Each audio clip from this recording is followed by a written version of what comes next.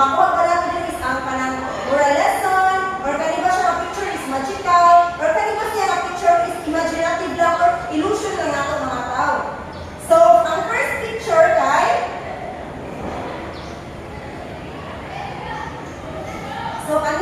kanina picture, unsa man siya na picture, unsa man makuha, unsa man ka na makuha ba ka moral lesson? Is it or kanang magical ba siya or illusion lang siya nato? Moral lesson teacher. Okay, so ano tayo picture na is makuha ta og moral lesson. So, ang second picture, kanang Cinderella, unsa man siya magical or kanang illusion? Okay, kanang magical or illusion? Okay, so ang kanang Cinderella is magical siya nga kanang pagka-picture. Then last is kani. Unsa man siya? Kanang is it makuha ba ta diri og moral lesson, magical or imaginative ni siya na picture? Okay, so this picture is illusion.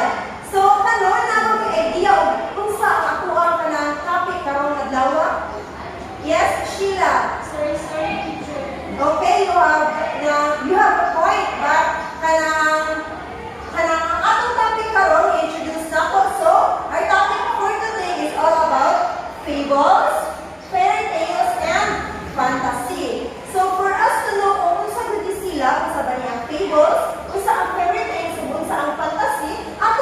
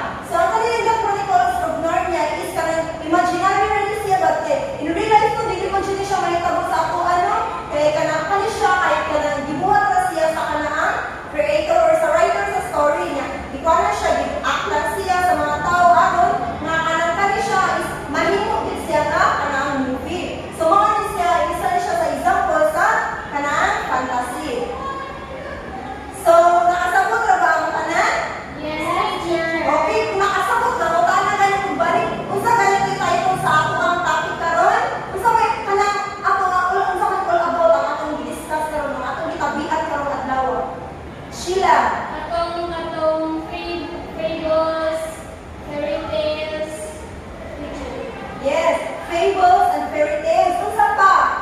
Wait, for that, let's give Sheila a 3 claps. Unsa pa na buwang usa? Unsa man to? Jane. Fantasy. Okay, very good, Jane. Let's give Jane 3 claps. Wow.